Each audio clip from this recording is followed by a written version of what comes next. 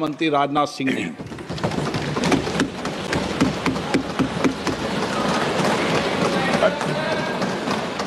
अध्यक्ष महोदय, सबसे पहले तो मैं आपके माध्यम से सदन के सभी दलों के मैंने जितने भी हमारे सम्मानित सदस्य हैं उनके प्रति आभार व्यक्त करना चाहता हूं कि ऑपरेशन सिंदूर की जो शानदार कामयाबी हासिल हुई है उस पर चर्चा करने के लिए आज सदन पूरी तरह से तैयार है। अध्यक्ष महोदय, सबसे पहले मैं इस सदन के माध्यम से मैं देश के उन वीर सपूतों को, उन बहादुर सैनिकों को नमन करता हूं जिन्होंने की राष्ट्र की सीमाओं की रक्षा के लिए जब भी आवश्यकता पड़ी है अपना बलिदान देने में वह पीछे नहीं रहे हैं। आज भी वह तैयार हैं और आज भी वह तत्पर हैं। साथ ही मैं उन सैनिकों की स्मृति को भी अध्यक्ष महोदय नमन करता हूं जिन्होंने की भारत की एकता और अखंडता सुनिश्चित करने के लिए अपना सर्वस्व बलिदान कर दिया। मैं पूरे देश की तरफ से सेनाओं के सभी जवानों के प्रति कृतज्ञता व्यक्त करता हूं। अध्यक्ष महोदय, आज मैं आपकी अनुमति से ऑपरेशन सिंदूर से जुड़े कुछ महत्वपूर्ण तथ्यों और विषयों को सदन के समक्ष रखने के लिए यहां खड़ा हूं। अध्यक्ष महोदय, 6 और 7 मई 2025 को भारतीय सेनाओं ने ऑपरेशन सिंदूर के नाम से एक ऐतिहासिक सैन्य कार्रवाई को अंजाम दिया। यह केवल एक सैन्य कार्रवाई नहीं थी, बल्कि यह भारत की संप्रभुता, उसकी अस्मिता, देश के नागरिकों के प्रति हमारी जिम्मेदारी और आतंकवाद के खिलाफ हमारी नीति का एक इफेक्टिव और डिसाइसिव डेमोन्स्ट्रेशन था। अध्यक्ष महोदय, जैसा इस सदन को जानकारी है, 22 अप्रैल 2025 को जम्मू कश्मीर के पहलगाम क्षेत्र में एक अमानवीय और कायराना आतंकी हमला हुआ। इस हमले में हमारे 25 निर्दोष नागरिकों सहित एक नेपाली नागरिक की भी जान गई थी। उन निर्दोष लोगों की जान उनका धर्म पूछ कर लिया गया। यह अपने आप में अमानवीयता का सबसे कुत्सित और सबसे घृणित उदाहरण था। यह घटना भारत की सहन शक्ति की सीमा की भी मैं मानता हूं परीक्षा थी। अध्यक्ष महोदय, इस हमले के तुरंत बाद हमारे प्रधानमंत्री श्री नरेंद्र मोदी जी ने तीनों सेनाओं के प्रमुखों की एक उच्च स्तरीय बैठक की और उन्हें छूट दी गई कि वे अपने विवेक, स्ट्रेटेजिक अंडरस्टैंडिंग और रीजनल सिक्योरिटी सिचुएशन को ध्यान में रखते हुए वह निर्णायक कार्रवाई करें। इसके बाद हमारे सैन्य नेतृत्व ने न केवल अपनी मैच्योरिटी दिखाई, बल्कि उस स्ट्रेटेजिक विजडम का भी परिचय दिया जिसकी उम्मीद भारत जैसी एक रिस्पॉन्सिबल पावर से की जाती है। अध्यक्ष महोदय, ऑपरेशन सिंदूर को अंजाम देने से पहले हमारी सेनाओं ने हर पहलू का बहुत ही गहराई के साथ अध्ययन किया। हमारे पास कई विकल्प थे, लेकिन हमने उस विकल्प को चुना जिसमें आतंकवादियों और उनके ठिकानों को अधिकतम नुकसान पहुंचे और जिसमें पाकिस्तान के आम नागरिक को कोई क्षति न होने पाए, इस बात की भी हम लोगों ने चिंता की। अध्यक्ष महोदय, हमारी सेनाओं द्वारा की गई वेल कोऑर्डिनेटेड स्ट्राइक्स ने 9 टेररिस्ट इंफ्रास्ट्रक्चर टारगेट्स को प्रिसीजन के साथ, सटीकता के साथ हिट किया और इस सैन्य कार्रवाई में एक अनुमान के अनुसार 100 से अधिक आतंकवादी, मैं बहुत संभल कर बोल रहा हूं अध्यक्ष महोदय, हमारी फिगर गलत ना होने पाए, फिगर इससे बहुत अधिक है। 100 से अधिक आतंकवादी, उनके ट्रेनर, उनके प्रशिक्षक, उनके हैंडलर, लश्कर-ए तोयबा और हिजबुल मुजाहिदीन जैसे आतंकवादी संगठनों से संबंधित थे। ये वही आतंकी संगठन हैं जिन्होंने पाकिस्तान की सेना और ISI का जिन्हें खुला समर्थन प्राप्त है। अध्यक्ष महोदय, 7 मई 2025 को रात्रि 1:05 भारतीय सशस्त्र बलों ने ऑपरेशन सिंदूर प्रारंभ किया, जिसमें पाकिस्तान और पाक ऑक्युपाइड कश्मीर में भारत के खिलाफ आतंकी गतिविधियों से जुड़े 9 स्थानों को निशाना बनाया गया। इसमें पीओके के मुजफ्फराबाद में सवाई नाला और सैयदना बिलाल कैंप, कोटली में मस्जिद अब्बास व मसबर रहील शाहिद कैंप, कोटली में गुलपुर कैंप, भिम्बर में बरनाला कैंप, कोटली में अब्बास कैंप और पाकिस्तान के पंजाब प्रांत में बहावलपुर, मुहिदके और सरजाल और मेहमुना जोया शामिल थे। इनमें से 7 आतंकी शिविरों को भारतीय सेना ने पूरी तरह से नष्ट कर दिया, जबकि भारतीय वायुसेना ने मुरीदके और बहावलपुर को नेस्त नाबूद किया, जो लश्कर-ए-तोयबा और जैशे मोहम्मद के केंद्र हैं। पूरा ऑपरेशन मात्र, अध्यक्ष महोदय, जानकर पूरे सदन को प्रसन्नता होगी कि विदिन 22 मिनट्स पूरा ऑपरेशन समाप्त हो गया और हमने आतंकवादियों को उनके घर में घुसकर मारा। सशस्त्र बलों ने हमारी माताओं और बहनों के सिंदूर का बदला लिया और प्रत्येक भारतीय इस भावना से ओत-प्रोत हो गया। अध्यक्ष महोदय, मैं चाहूंगा कि पूरा सदन एक बार हमारे सेना के बहादुर जवानों के शौर्य और पराक्रम का अभिनंदन करे। अध्यक्ष महोदय, यह सिंदूर की लाली शौर्य की कहानी है। यह सिंदूर की लाली शौर्य की कहानी है, भारत के मस्तक पर वीरता की निशानी है। अध्यक्ष महोदय, सेनाओं ने अंधेरी रात होने के बावजूद हमले की सफलता के स्पष्ट एविडेंस भी जुटाए हैं, साक्ष्य है हमारे पास। अध्यक्ष महोदय, हमले के कुछ ही घंटों के भीतर एक प्रेस रिलीज और मीडिया ब्रीफिंग के माध्यम से इन्हें जनता की जानकारी के लिए जारी कर दिया गया था। मुझे यह पुष्टि करते हुए गौरव की अनुभूति हो रही है कि सशस्त्र बल अपने सभी मिशन ऑब्जेक्टिव्स को पूरा करने में पूरी तरह से सक्षम रहे और साथ ही कामयाब रहे। अध्यक्ष महोदय, 7 मई 2025 को हमले माने 1:35 के तुरंत बाद भारतीय डीजीएमओ ने हॉटलाइन संदेश के माध्यम से पाकिस्तान के डीजीएमओ यानी डायरेक्टर जनरल मिलिट्री ऑपरेशन से संपर्क किया और टेरर इंफ्रास्ट्रक्चर के खिलाफ हमारे हमले के रेशनल और मेथोडोलॉजी के बारे में पूरी जानकारी दी और यह तथ्य भी बताया ये हमले एस्केलेटरी नेचर वाले नहीं थे, माने इसको हम आगे नहीं बढ़ाना चाहते।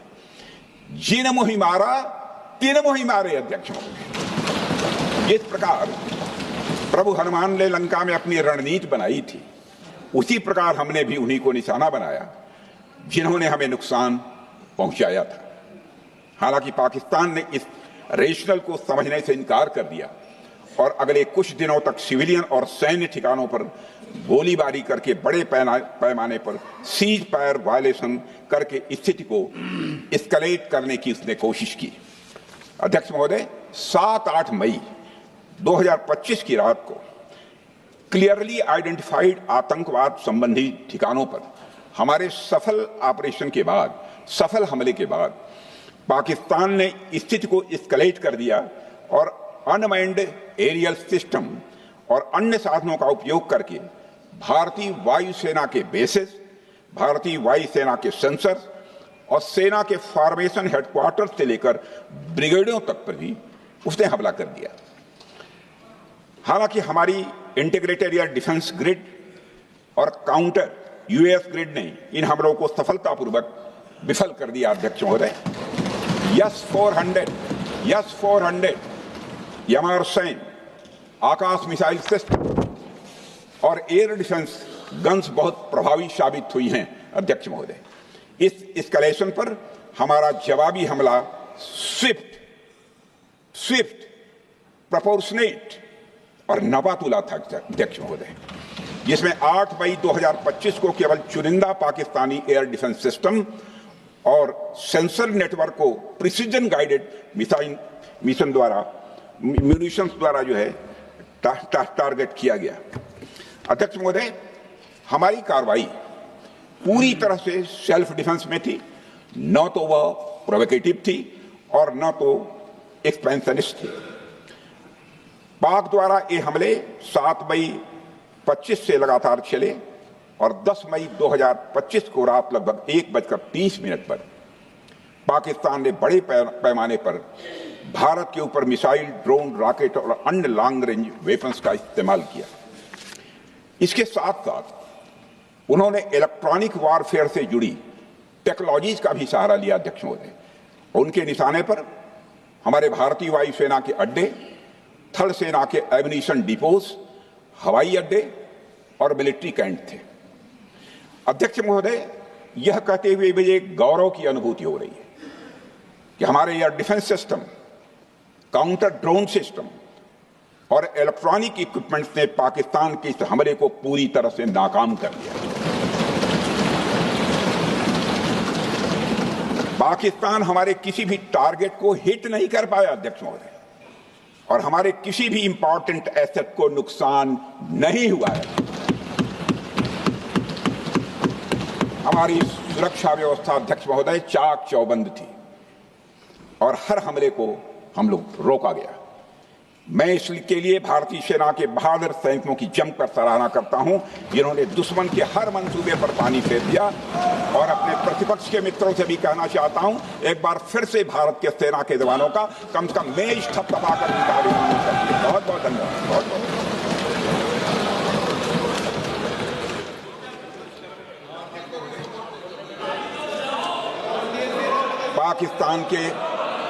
पाकिस्तान के इस हमले के जवाब में हमारी कार्रवाई साहसिक थी, ठोस थी और प्रभावी थी। भारतीय वायुसेना ने वेस्टर्न फ्रंट पर पाकिस्तान के हवाई अड्डों, command and control systems, military infrastructures और एयर डिफेंस सिस्टम को निशाना बनाया और इस मिशन को हमारी सेनाओं ने सफलतापूर्वक अंजाम देने में कामयाबी हासिल की। अध्यक्ष महोदय, हमारी सेनाओं ने चकलाला, सरगोधा, रफीकी, रहीम यार खान, जैकबाबाद, सुक्कुर और भोलारी जैसे एयर एयरबेस पर प्रहार किया और पूरी दुनिया ने भारतीय वायुसेना के शौर्य और पराक्रम की तस्वीर देखी।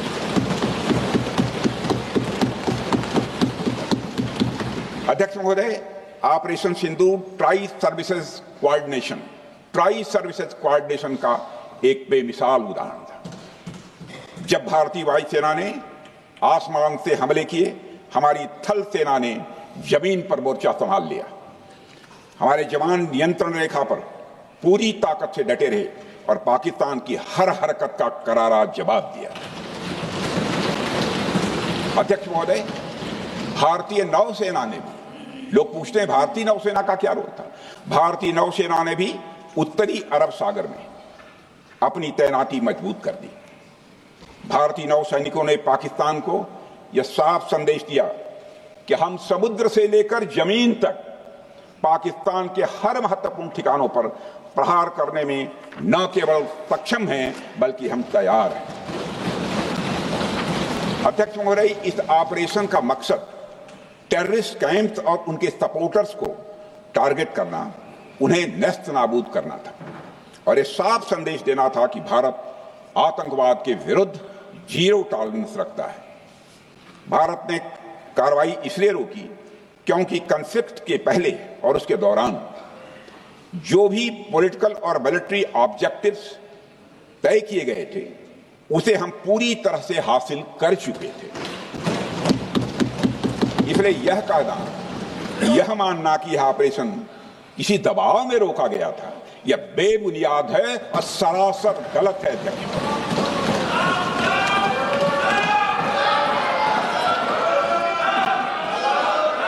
मैं सदन को फिर से आश्वस्त करना चाहता हूं, आपने राजनैतिक जीवन में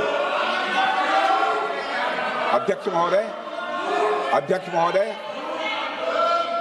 मैं आपके माध्यम से सदन को आश्वस्त करना चाहता हूं, अपने राजनीतिक जीवन में जानबूझकर कभी भी असत्य न बोलूं, इसकी भरपूर कोशिश की है मैंने, चाहे सदन हो अथवा सदन के बाहर।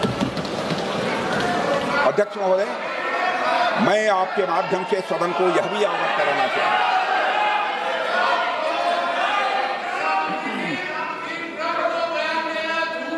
प्लीज बैठिए। आप क्यों खड़े हैं? अध्यक्ष महोदय, मैं आपके माध्यम से सदन को यह भी अवगत कराना चाहूंगा कि सीमा पार करना या वहां की टेरिटरी कैप्चर करना इस ऑपरेशन का उद्देश्य नहीं था। ऑपरेशन सिंदूर प्रारंभ करने का मकसद था अध्यक्ष महोदय उन टेरर नर्सरीज को खत्म कर देना जिन्हें पाकिस्तान ने बरसों से पाला पोसा था। और यह ऑपरेशन उन मासूम परिवारों को न्याय दिलाने के लिए लॉन्च किया गया था जिन्होंने पाक स्पॉन्सर्ड टेररिस्ट अटैक्स में अपने प्रियजनों को खोया था। हमारी सेनाओं ने सिर्फ उनको टारगेट किया जो इन आतंकियों को सपोर्ट करते हुए भारत पर हमला करने की कोशिश में लगातार शामिल थे। अध्यक्ष महोदय, ऑपरेशन सिंदूर का ओवरऑल पॉलिटिको मिलिट्री ऑब्जेक्टिव यह था कि आतंकवाद के रूप में प्रॉक्सी वार लड़ रहे पाकिस्तान को सजा दी जाए और इसी वजह से आर्म फोर्सेस को पूरी आजादी दी गई थी कि वे अपने टारगेट खुद चुने और करारा जवाब दें। और इस ऑपरेशन का उद्देश्य कोई भी युद्ध छेड़ना नहीं था, बल्कि फोर्स के डिमॉन्स्ट्रेटिव यूज से एडवर्सरी को झुकने के लिए मजबूर करना था। 10 मई की सुबह जब भारतीय वायुसेना ने पाकिस्तान की मल्टीपल एयरफील्ड पर करारा प्रहार किया तो पाकिस्तान ने हार मान ली है अध्यक्ष महोदय, और हॉस्टिलिटी रोकने की कोशिश की। अब रोक दीजिए महाराज। उन्होंने एक कोशिश की, हमारे डीएमओ से बात की, महाराज अब रोक दीजिए, बहुत हो गया। यह पेशकश इस कैबिनेट के साथ स्वीकार की गई थी। सुने, रुकिए तो रुकिए, बता दूंगा, बता दूंगा। अब बैठ तो आपको मौका मिलेगा। यह क्यों रुका, इसका पहले ही मैं पूरी तरह से वर्णन कर चुका हूं अध्यक्ष महोदय। मैं नेता प्रतिपक्ष को बहुत सम्मान के साथ कहना चाहता हूं कि कृपया एक बार मेरा पूरा भाषण पूछ लें। आपको प्रश्न पूछने की पूरी आजादी है, आप पूछ सकते हैं, मैं उसका उत्तर दूंगा। अध्यक्ष महोदय, 10 मई की सुबह जब भारतीय वायुसेना ने पाकिस्तान की मल्टीपल एयरफील्ड पर करारा प्रहार किया तो पाकिस्तान ने हार मानी और हॉस्टिलिटी रोकने की उन्होंने पेशकश की। यह पेशकश इस कैबिनेट के साथ स्वीकार की गई हम लोगों के द्वारा कि यह ऑपरेशन केवल पाज किया गया है, स्थगित किया गया है। यह ऑपरेशन समाप्त नहीं हुआ है अध्यक्ष महोदय। अगर पाकिस्तान की ओर से भविष्य में कोई भी मिस एडवेंचर हुआ तो यह ऑपरेशन अध्यक्ष महोदय, मैं सदन को आश्वस्त करना चाहता हूं, दोबारा प्रारंभ हो।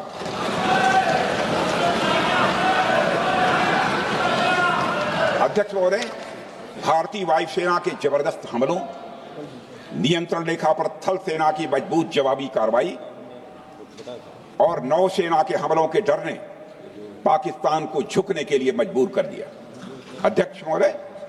और पाकिस्तान की हार उनकी एक सामान्य विफलता नहीं थी, बल्कि यह उसके सैन्य बल और मनोबल या दोनों की एक हार थी। 10 मई को पाकिस्तान के डीजीएमओ ने भारत के डीजीएमओ से संपर्क किया और सैन्य कार्रवाइयों को रोकने की अपील की। मैं सदन में यह बात फिर से दोहराना चाहूंगा कि पाकिस्तान के डीजीएमओ ने भारत के डीजीएमओ से संपर्क किया और सैन्य कार्रवाइयों को रोकने की अपील की। 12 मई को दोनों देशों के डीजीएमओ के बीच औपचारिक संवाद हुआ और दोनों पक्षों ने सैन्य कार्रवाइयों पर विराम लगाने का निर्णय लिया। अध्यक्ष महोदय, हमारे सैनिकों का जो मनोबल, मातृभूमि की रक्षा करने का जो उनका समर्पण है, ऑपरेशन सिंदूर के दौरान उसका दर्शन 140 करोड़ से अधिक भारतवासियों ने देखा। मुझे खुद भी और प्रधानमंत्री जी को सीमावर्ती क्षेत्रों में जाकर हमारे जवानों से मुलाकात का अवसर मिला है। अध्यक्ष महोदय, श्रीनगर के मिलिट्री बेस पर, भुज के एयरबेस पर, उधमपुर के कमांड सेंटर पर, हर जगह प्रत्यक्ष मैंने अपनी आंखों से देखा कि हमारे सैनिकों का मनोबल अपनी पूरी बुलंदी पर था। उनकी आंखों में विश्वास है और उनका संकल्प अडिग है। वे न केवल भारत की सीमाओं की रक्षा कर रहे हैं, बल्कि हमारे राष्ट्रीय स्वाभिमान की भी अध्यक्ष महोदय रक्षा कर रहे हैं। अध्यक्ष महोदय, किसी भी देश में जनता सत्ता पक्ष को और विपक्ष को अलग अलग दायित्व सौंपती है, दोनों को अलग अलग दायित्व, और हेल्दी डेमोक्रेसी में तो स्वाभाविक है। सत्ता पक्ष का काम होता है जनता के हितों को ध्यान में रखते हुए कार्य करना, और विपक्ष का काम होता है सरकार से जनता के मुद्दों से संबंधित जरूरी प्रश्न पूछना। ऑपरेशन सिंदूर क्यों शुरू किया गया, इसकी जानकारी पहले भी दी गई है और आज भी मैंने सदन को दी है। अध्यक्ष महोदय, कभी कभी हमारे प्रतिपक्ष के लोग ये पूछते रहे हैं कि हमारे कितने बीमार गिरे। मुझे लगता है उनका यह प्रश्न हमारी राष्ट्रीय जनभावनाओं का सही से प्रतिनिधित्व नहीं कर रहा है। मुझे लगता है उन्होंने एक बार भी हमसे यह नहीं पूछा कि हमारी सेनाओं ने दुश्मन के कितने विमान मार गिराए।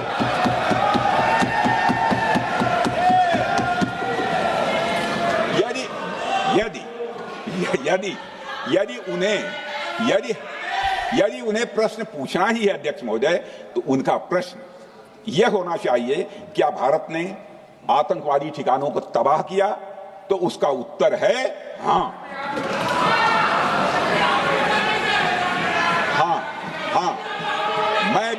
मैं विपक्ष के सम्मानित साथियों से कहना चाहता हूं कि आपको प्रश्न पूछना है तो यह प्रश्न पूछिए, क्या ऑपरेशन सिंदूर सफल रहा? तो उसका उत्तर है हाँ।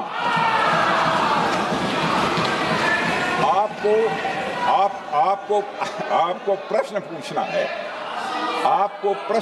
है तो यह प्रश्न पूछिए कि जिन आतंकियों ने हमारी बहनों, हमारी बेटियों का सिंदूर मिटाया, क्या हमारी सेनाओं ने ऑपरेशन सिंदूर में उन आतंकियों के आकाओं को मिटाया? तो इसका उत्तर है हाँ। और आपको प्रश्न पूछना है तो यह पूछिए कि इस ऑपरेशन में क्या हमारे जाबाज सैनिकों को कोई क्षति हुई है? तो उसका उत्तर है नहीं। अध्यक्ष महोदय, लक्ष्य जब बड़े हो तो अपेक्षाकृत छोटे मुद्दों पर हमारा ध्यान नहीं जाना चाहिए।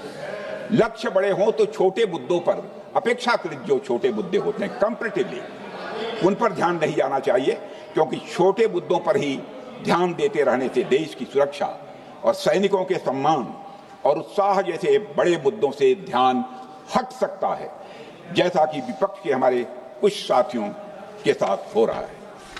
अब चूंकि विपक्ष के मित्र ऑपरेशन सिंदूर को लेकर उचित प्रश्न नहीं पूछ पा रहे हैं, तो उन्हें मैं क्या बताऊं अध्यक्ष महोदय। मैं लगभग 4 डिकेड से अधिक समय से राजनीति में, सत्ता पक्ष हो या विपक्ष हो, अपनी पार्टी हो या दूसरी पार्टी हो, कभी भी किसी के साथ दलगत राजनीति को मैंने शत्रुतापूर्ण तरीके से जिंदगी में नहीं देखा है मैंने अध्यक्ष महोदय। इसलिए आज अगर विपक्ष प्रश्न पूछने में असफल है, मैं विपक्ष को उनके इस काम में थोड़ी सी मदद करना चाहता हूं। अध्यक्ष महोदय, मैं विपक्ष के अपने सम्मानित साथियों से कहना चाहता हूं कि यदि आज हम लोग सत्ता पक्ष में हैं, तो ऐसा नहीं है कि हम हमेशा सत्ता पक्ष में ही रहेंगे। यह आवश्यक नहीं है, किसी के लिए आवश्यक नहीं। एक लंबा समय हमने विपक्ष का काम किया है, एक लंबा समय हमने सरकारों से सवाल पूछने में लगाया है। जनता ने जब हमें विपक्ष में रहने का दायित्व सौंपा था, तो हमने विपक्ष में रहकर विपक्ष की भूमिका को बड़े ही सकारात्मक तरीके से निभाया भी। अध्यक्ष महोदय, विपक्ष में रहकर हमने कैसे प्रश्न पूछे, इसके कुछ उदाहरण मैं यहां रखना चाहता हूं। 1962 में अध्यक्ष महोदय, चीन के साथ हुए युद्ध में जब दुखद परिणाम आया, तो हमने उस समय की सरकार से यह पूछे थे, लेकिन वह प्रश्न यह था कि हमारे देश की धरती पर दूसरे देश का कब्जा कैसे हुआ। हमने यह प्रश्न पूछा था कि हमारी सेना और हमारी जनता अपमानित क्यों हुई। हमने यह प्रश्न पूछा था कि बड़ी संख्या में हमारे सैनिक हताहत कैसे हुए।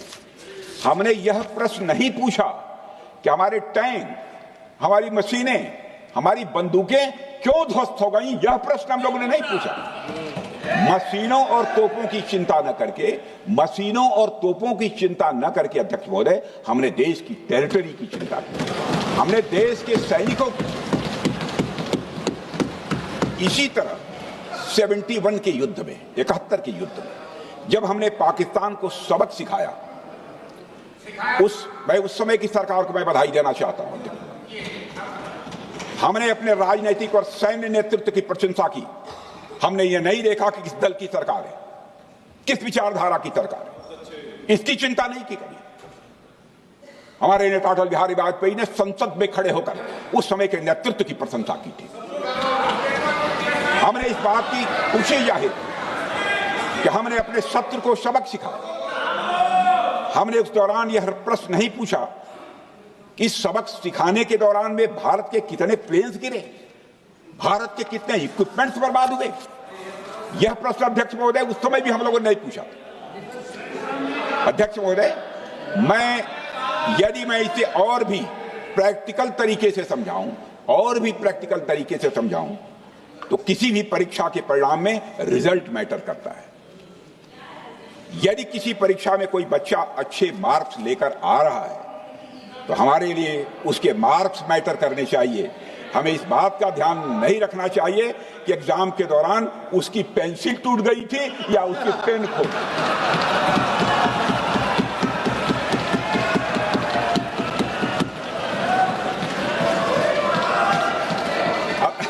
अध्यक्ष महोदय, अल्टीमेटली रिजल्ट मैटर करता है और रिजल्ट यह है, अध्यक्ष महोदय, अल्टीमेटली रिजल्ट मैटर करता है और रिजल्ट यह है अध्यक्ष महोदय कि ऑपरेशन सिंदूर के दौरान हमारी सेनाओं ने जो लक्ष्य निर्धारित किया था, उन लक्ष्यों को पूर्ण रूप से प्राप्त करने में हमने कामयाबी हासिल की। अध्यक्ष महोदय, भारत हमेशा से पाकिस्तान सहित अपने पड़ोसी देशों से मित्रता और सौहार्द सहयोगपूर्ण संबंध का सदैव इच्छुक रहा है। इसके लिए भारत की सभी सरकारों ने ईमानदारी से प्रयास भी किए हैं।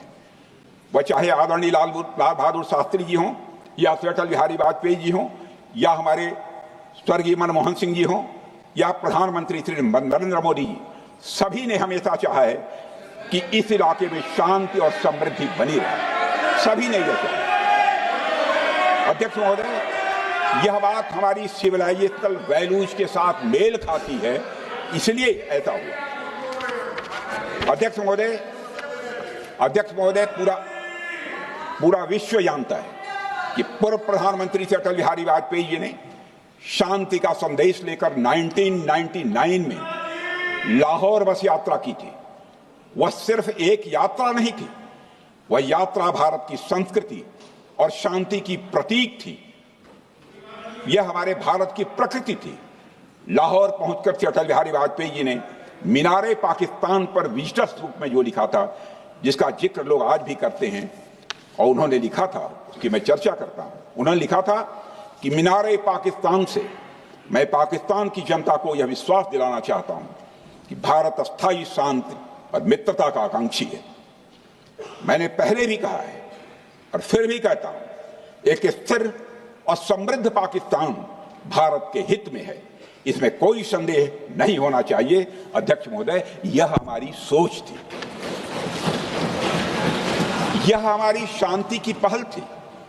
यह पहल हमारी हजारों साल पुरानी सांस्कृतिक चेतना, हमारी नैतिक शक्ति और हमारी सभ्यता के उन मूल्यों से निकली थी जो शांति को शक्ति मानती है।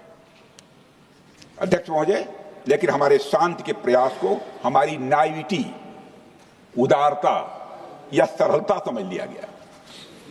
जब हम शांति के लिए कदम बढ़ा रहे थे, उसी वक्त पाकिस्तान कारगिल में घुसपैठ की साजिश रच रहा था।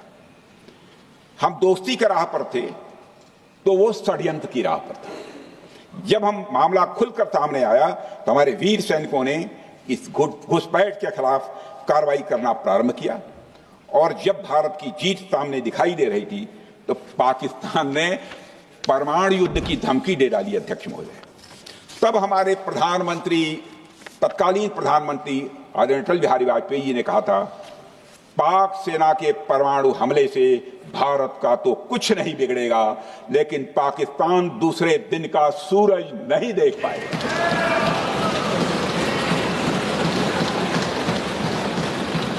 यानी अटल जी जो शांति का पैगाम लेकर गए, वही अटल जी शक्ति का भी परिचय देने में तनिक भी नहीं हिचके। यही है भारत।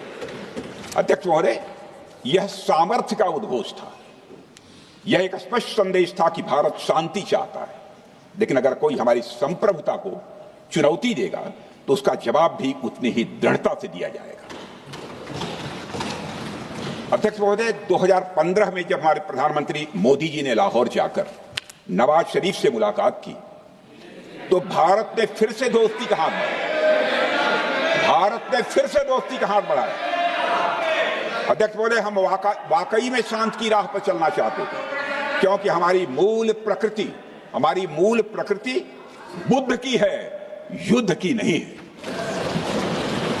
हमारी सरकार ने भी पाकिस्तान के साथ शांति स्थापित करने के अनेक प्रयत्न किए हैं, लेकिन बाद में हमने 2016 में सर्जिकल स्ट्राइक से, 2019 में बालाकोट में एयर स्ट्राइक से और 2025 के ऑपरेशन सिंदूर से हमने शांति स्थापित करने का दूसरा रास्ता अपनाया है।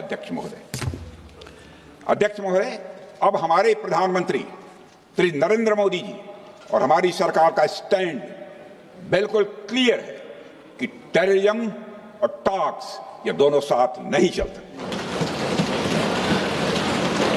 क्योंकि सभ्य मुल्कों के बीच बातचीत होती है। अध्यक्ष महोदय, लोकतांत्रिक देशों में बातचीत होती है, पर एक ऐसा देश जिसके वजूद में लोकतंत्र का एक कतरा भी न हो और सिर्फ रिलीजियस फैनेटिसिज्म, टेररिज्म और हेट्रेड अगेंस्ट इंडिया हो, उसके साथ संवाद किसी भी सूरत में नहीं किया जा सकता। क्योंकि टेररिज्म की भाषा जो अध्यक्ष महोदय होती है, वह खून, डर और नफरत है, संवाद नहीं। गोलियों की आवाज में संवाद की आवाज दब जाती है। जहां खून बहता है वहां बातचीत की गुंजाइश अध्यक्ष महोदय नहीं बचती। अध्यक्ष महोदय, पाकिस्तान की वर्तमान स्थिति अब जग जाहिर है। जिस देश ने आतंक को अपनी विदेश नीति का औजार बना लिया, वह अंततः अपने ही जाल में फंस जाता है। पाकिस्तान की नीति और चरित्र को लेकर कोई भ्रम नहीं रहना चाहिए। यह एक ऐसा देश है जो वैश्विक आतंकवाद की नर्सरी है और उन्होंने इसको अपनी स्टेट पॉलिसी का भी एक आधार बनाया हुआ है। अध्यक्ष महोदय, ऑपरेशन सिंदूर के दौरान पूरी दुनिया ने देखा है कि पाकिस्तान में सरकार आतंकवादियों के लिए स्टेट फ्यूनरल का इंतजाम कर रही है और सैन्य अधिकारी भी आतंकवादियों के जनाजे में भाग लेते हैं।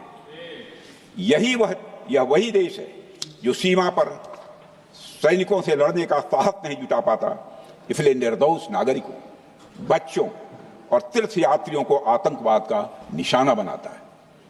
पाकिस्तान की सेना और आईएसआई आतंकवाद को एक प्रॉक्सी वार के रूप में अध्यक्ष महोदय इस्तेमाल करती हैं और उसके सहारे वे भारत को डिस्टेबलाइज करने का सपना देखती हैं। अध्यक्ष महोदय, मैं लोकतंत्र के मंदिर में खड़े होकर यह बात कह रहा हूं कि भारत को 1000 कट्स देने का सपना पालने वालों को नींद से जग जाना चाहिए।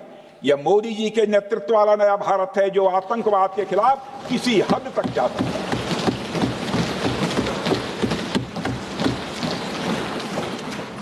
अध्यक्ष महोदय, आप भारत का इतिहास जानते हैं। देखिए, हमने कभी भी किसी की 1 इंच जमीन पर आज तक कभी कब्जा नहीं किया है। हम यह भी जानते हैं कि युद्ध अपनी बराबरी वालों से करना चाहिए। ऐसा गोस्वामी तुलसीदास जी ने लिखा है और गोस्वामी तुलसीदास जी कहते हैं कि नीति ऐसी ही होनी चाहिए, प्रीति और बैर बराबरी वाले से ही करनी चाहिए। शेर यदि मेढकों को मारे तो उसका बहुत अच्छा संदेश नहीं आता है अध्यक्ष महोदय। और अध्यक्ष महोदय, हमारे देश की सेना शेर है।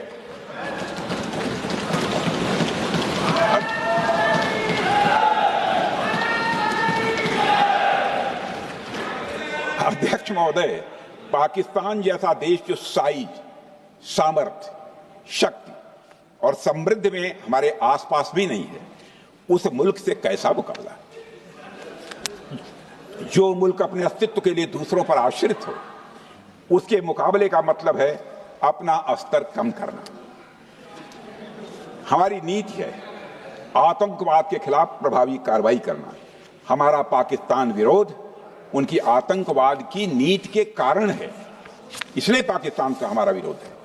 अध्यक्ष महोदय, हम अगर शांति की आशा के लिए हाथ बढ़ाना जानते हैं तो अशांति फैलाने वाले हाथों को उखाड़ना भी जानते हैं। अध्यक्ष महोदय, अगर शांति के प्रयास करना हम जानते हैं तो दुष्टों को जो भाषा समझ में आए उसी भाषा में समझाना भी जानते हैं। सठे साक्ष्यम समाचरित, अर्थात दुष्ट के साथ दुष्टता का ही व्यवहार करना पड़ता है कभी कभी। अध्यक्ष महोदय, हमने भगवान कृष्ण से सीखा है कि शिशुपाल की 100 गलतियां माफ की जा सकती हैं, पर अंत में धर्म की रक्षा के लिए सुदर्शन चक्र उठाना ही पड़ता है। हमने पार्लियामेंट का अटैक सहा है अध्यक्ष महोदय, 2001 का मुंबई अटैक सहा है, झेला है, लेकिन अब हमने कह दिया है इनफ इज इनफ। अब हमने सुदर्शन चक्र उठा लिया है अध्यक्ष महोदय। अध्यक्ष महोदय, हमारी प्रवृत्ति भगवान राम और भगवान कृष्ण से प्रेरित है, जो हमें शौर्य भी सिखाती है और धैर्य भी सिखाती है। इस सीख का अध्यक्ष महोदय, इस सीख का हम प्रधानमंत्री नरेंद्र मोदी जी के नेतृत्व में हमारी विदेश और अपनी रक्षा नीति में सीधा प्रयोग कर रहे हैं। आज भारत पहले दोस्ती का हाथ बढ़ाता है, लेकिन अगर कोई देश धोखा दे तो उसकी कलाई भी मरोड़ना जानता है। अध्यक्ष महोदय, हमारी नीति स्पष्ट है कि हमने एक समय लाहौर बस यात्रा की भाषा में बात की थी, तो पाकिस्तान ने हमारी उस भाषा को नहीं समझा, तो अब हम उन्हें बालाकोट स्ट्राइक की भाषा में जवाब देंगे। अध्यक्ष महोदय, भारत के लिए शांति हमारी प्रायोरिटी है, हमारी प्राथमिकता है और हमारी शक्ति उसका आधार है। भारत के लिए शांति प्राथमिकता है और हमारी शक्ति उसका आधार है। यह शक्ति हमारे सामर्थ्य से पैदा हुई है अध्यक्ष महोदय, और यह सामर्थ्य पिछले 11 साल में कई गुना बढ़ गया है। मैं ये नहीं कहता हूं पहले नहीं था, पहले था, लेकिन अब कई गुना बढ़ गया है।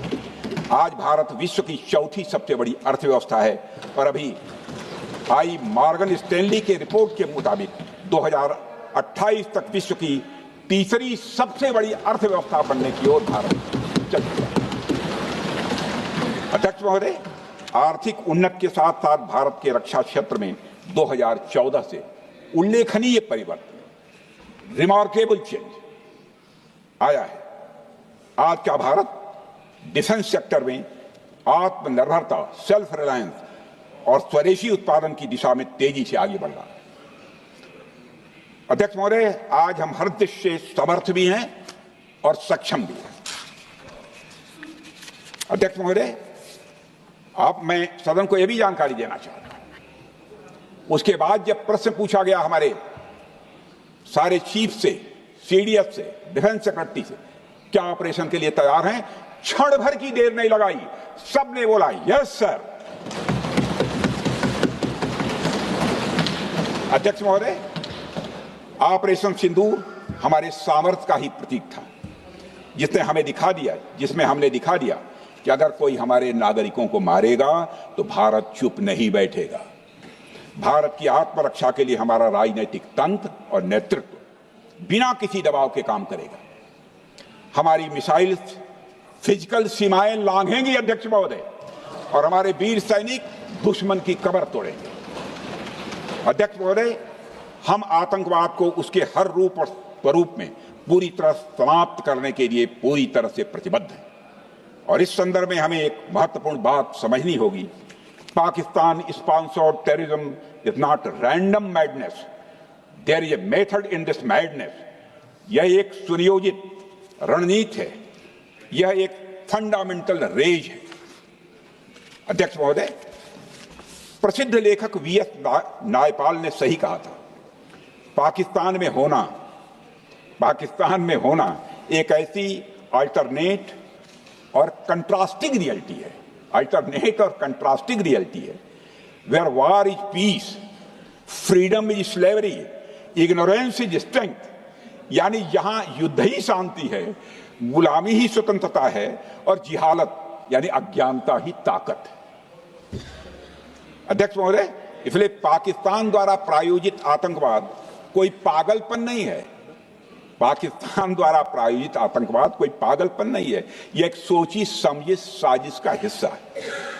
यह एक ऐसी प्रक्रिया है जो आतंक को एक पॉलिटिकल टूल की तरह इस्तेमाल करती है। यह सिर्फ आतंकवाद नहीं, यह एक टूल किट है, एक ऐसा टूल किट जिसे पाकिस्तान की सेना और उसकी एजेंसियां एक नीति के तहत अपनाए हुए हैं। This toolkit is an opposition to civilized code of conduct that the rest of the world prefers to abide by। यानी यह टूल किट उस सिविलाइज्ड कोड ऑफ कंडक्ट के खिलाफ है जिसे दुनिया का हर जिम्मेदार देश मानता है। अध्यक्ष महोदय, यह एक कट्टरपंथी सोच की उपज है जिसमें सहिष्णुता के लिए कोई जगह नहीं। हमारा पाकिस्तान के साथ कोई सीमा का संघर्ष नहीं है अध्यक्ष महोदय, बल्कि यह सभ्यता बनाम बर्बरता का संघर्ष है। पाकिस्तान के हुक्मरान जानते हैं कि उनके सैनिक युद्ध के मैदान में भारत से नहीं जीत सकते, इसलिए वे आतंक को पालते ही नहीं, उन्हें प्रशिक्षण देते हैं और फिर दुनिया के सामने खड़े होकर निर्दोष बनने की कोशिश करते हैं। अध्यक्ष महोदय, पाकिस्तान दोहरे मापदंड और झूठ की बुनियाद पर खड़ा हुआ एक ऐसा देश है जो अब फेल्ड स्टेट के तौर पर देखा जा रहा है।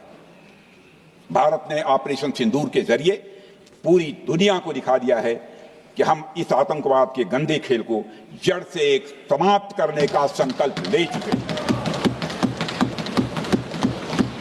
अध्यक्ष महोदय, जब अटल जी प्रधानमंत्री थे तब पाकिस्तान के साथ कंबोजिट डायलॉग के लिए भारत की शर्त थी कि पाकिस्तान अपनी जमीन का प्रयोग भारत के खिलाफ टेररिज्म फैलाने के लिए नहीं करेगा। एक कंपोजिट डायलॉग के लिए भारत की शर्त थी, जिसे पाकिस्तान ने भी मान लिया था उसमें।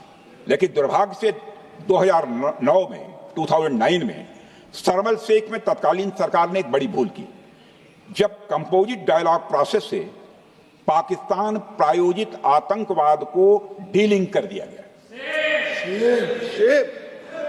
यानी बातचीत जारी रखने के लिए पाकिस्तान द्वारा अपनी जमीन को आतंकवाद के लिए प्रयोग न करने की शर्त को ही डाइल्यूट कर दिया गया। मैं मानता हूं यह भारत की स्ट्रेटेजिक पोजीशनिंग को कमजोर करने वाला एक कदम था।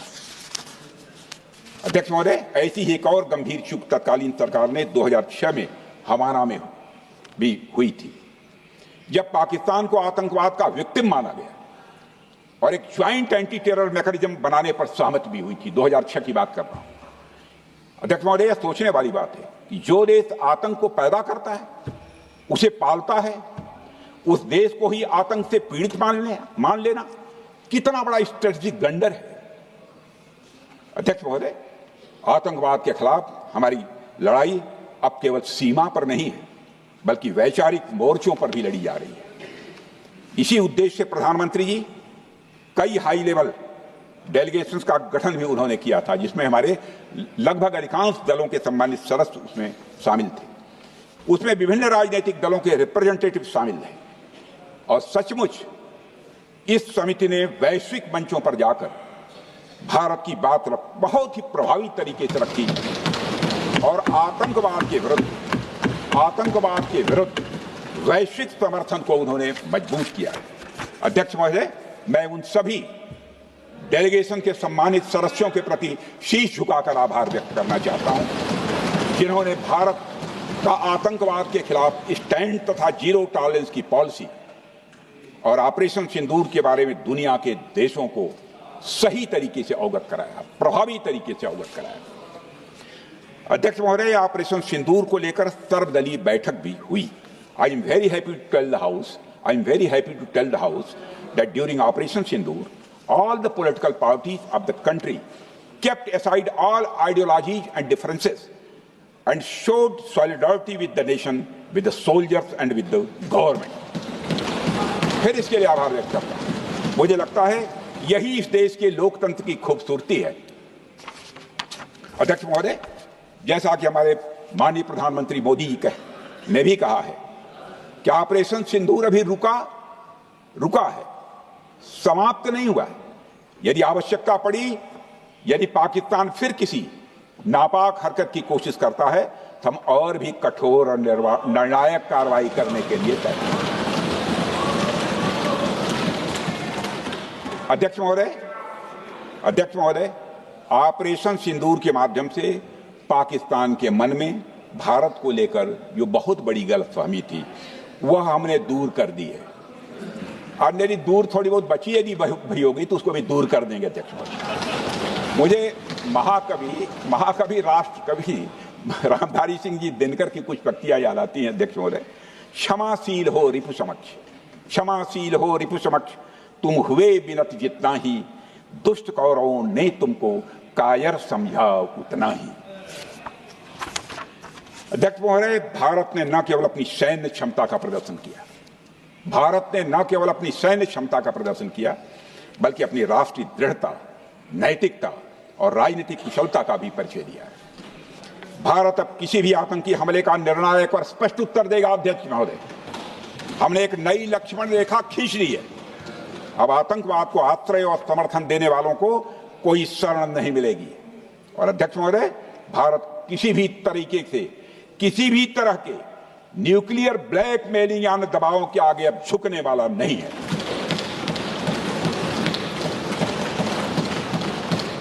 अध्यक्ष महोदय, ऑपरेशन सिंदूर के माध्यम से जो हमने किया और उससे पहले सर्जिकल स्ट्राइक और एयर स्ट्राइक के जरिए जो संदेश दिया गया वह बहुत पहले ही हो जाना चाहिए, लेकिन जो होता है समय पर ही होता है। अध्यक्ष महोदय, हमारी सरकार ने आतंकवाद के खिलाफ हमारी जीरो टॉलरेंस की नीति को दुनिया के हर मंच पर पूरी तरह से स्पष्ट कर दिया है और हम उस पर कोई समझौता किसी भी सूरत में नहीं करने वाले हैं। अभी कुछ सप्ताह पहले मुझे शंघाई कोऑपरेशन ऑर्गेनाइजेशन की डिफेंस मिनिस्टर्स मीटिंग में जाने का अवसर मिला था। वहां जो डिक्लेरेशन तैयार किया जा रहा था उसमें आतंकवाद पर भारत का स्टैंड डाइल्यूट हो रहा था। हमने साफ कह दिया कि जब तक आतंकवाद के मुद्दे पर भारत का स्टैंड रखा नहीं जाएगा, हम किसी ज्वाइंट स्टेटमेंट पर साइन नहीं करेंगे और इसकी वजह से वहां कोई ज्वाइंट स्टेटमेंट नहीं आया। अध्यक्ष महोदय, इसका परिणाम क्या? अब देखिए, हमारे प्रधानमंत्री जी ब्रिक्स की बैठक में ब्राजील गए, करिश्मा किया है हमारे प्रधानमंत्री। तो चीन की मौजूदगी में जो ज्वाइंट डिक्लेरेशन आया उसमें जम्मू और कश्मीर में हुए आतंकी हमले को कंडेम भी किया गया। यह प्रधानमंत्री ने करिश्मा करके दिखाया, यानी भारत की बात अंततः मानी गई।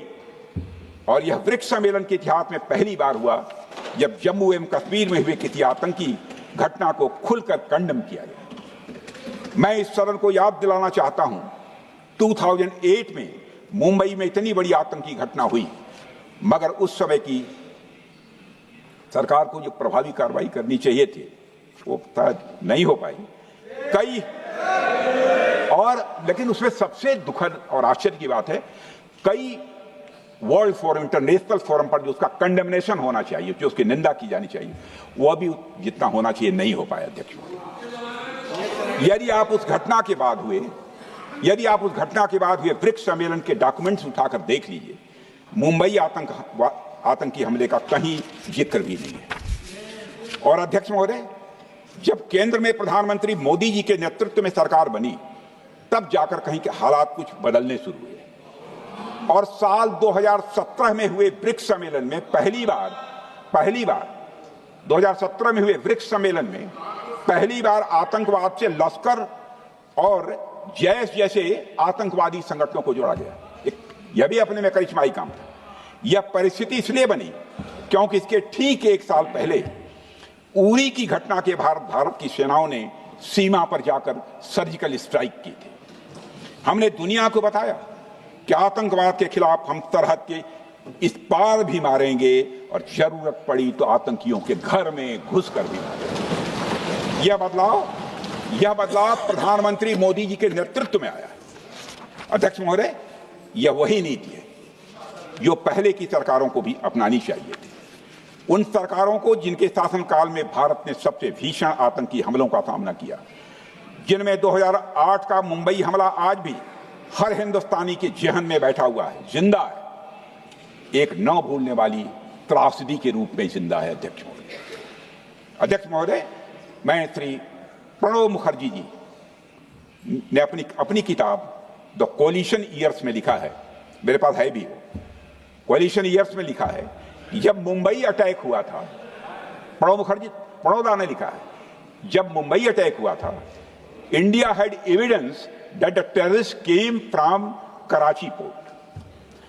पाकिस्तान के नॉन स्टेट एक्टर्स के बहाने पूरी दुनिया में को पूरी दुनिया में कोई मान नहीं रहा था। उन्होंने लिखा है प्रणोदा ने, and I quote, amid heated debates within the cabinet, there was a demand for military intervention which I rejected। यह उन्होंने लिखा, मैंने नहीं लिखा है, अनकोट। अध्यक्ष महोदय, भारतीय विदेश सेवा के एक वरिष्ठ अधिकारी ने भी अपनी किताब में इस बात की पुष्टि की है, जिनका नाम है अजय विसारिया, और वो शायद फॉरेन सेक्रेटरी थे, कि मुंबई हमले के तुरंत बाद एक उच्च स्तरीय बैठक हुई थी जिसमें तत्कालीन विदेश मंत्री प्रणोदा ने पूछा व्हाट शुड बी डन। तो विदेश सचिव शिवशंकर मेनन जी ने सुझाव दिया कि भारत मोरदके में लश्कर ए तोयबा के मुख्यालय पर क्रूज मिसाइल से हमला कर सकता है। यह सुनकर प्रणोदा ने चश्मा उतारकर साफ किया और सभी अधिकारियों को धन्यवाद देकर बैठक समाप्त कर दी।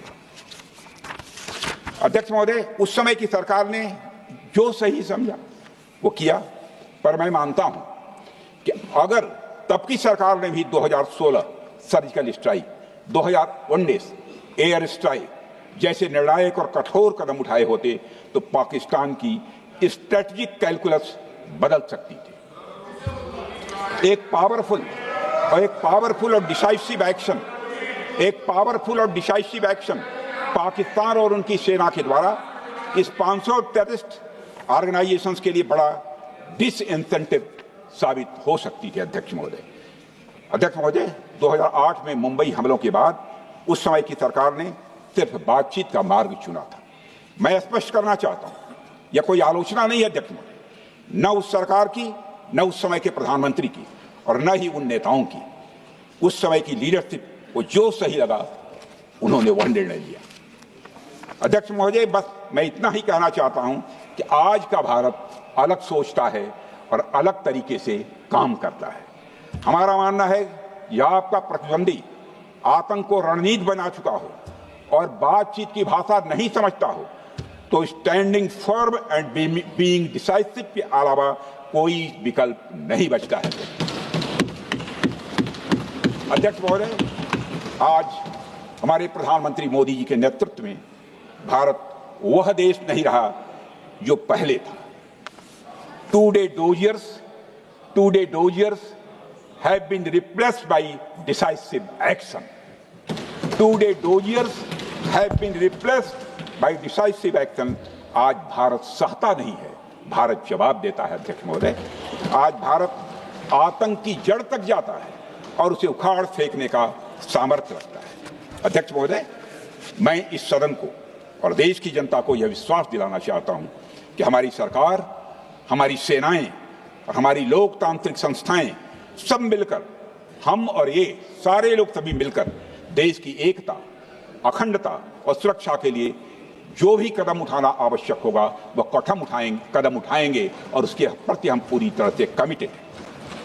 अध्यक्ष महोदय, अंत में मैं केवल इतना ही कहना चाहता हूं, यह समय एकजुट होकर अपनी सुरक्षा, संप्रभुता और आत्मसम्मान की रक्षा के संकल्प को और अधिक मजबूत करने का है। हमें यह याद रखना होगा कि हमारी सामाजिक और राजनीतिक एकता ही यह हमारी सबसे बड़ी ताकत है। अध्यक्ष महोदय, आतंकवाद को समर्थन देने वालों को यह स्पष्ट संदेश चला गया है कि भारत अपनी मातृभूमि की रक्षा के लिए पूरी तरह से संकल्पबद्ध है।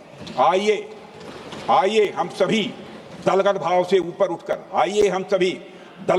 ऊपर उठकर संगवरध्वम के मंत्र से प्रेरणा लेकर एक साथ खड़े हो जाएं और हम इस राष्ट्रीय संकल्प को मजबूत करें।